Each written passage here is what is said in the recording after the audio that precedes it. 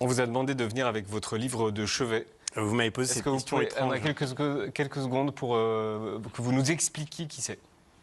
Vous m'avez demandé mon livre de chevet. C'est techniquement mon livre de chevet. C'est-à-dire, il est toujours à côté de moi.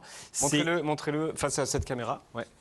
Ça me fait quelque chose de vous le montrer parce qu'en réalité, ce livre, c'est mon grand-père qui me l'a offert. Mon grand-père, il n'est plus là, mais il me l'a transmis. Et ce livre, il n'avait jamais quitté non plus. C'est l'anthologie de la poésie française de Pompidou. Est-ce que vous pouvez nous dire pourquoi? Quand j'étais gamin, mon grand-père m'a dit, si tu veux être heureux dans la vie, il faut apprendre 2 vers tous les jours. Il n'était pas prof de français, il travaillait dans l'assurance.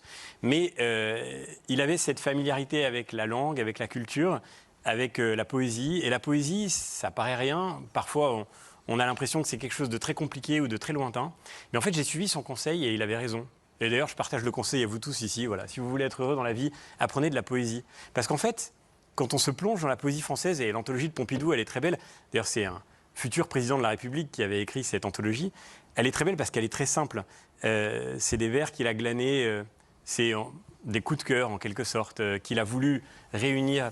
Et quand on lit de la poésie, on voit le monde vous disiez, on vit dans un autre monde, mais on voit le monde se transformer sous nos yeux parce que le regard qu'on porte sur le monde est soudain approfondi, éclairé, ajusté, enrichi par les textes qui vous accompagnent, par les lectures que vous avez faites. Je suis sûr qu'on a tous vécu cette expérience, mais la poésie a ceci de particulier qu'elle se retient facilement quand on s'exerce à l'apprendre.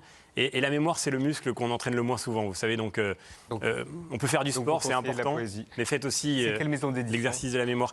C'est en livre de poche, voilà. Je ne suis pas sûr que cette édition... Justement, c'est fait pour savoir. Et vous la trouverez facilement.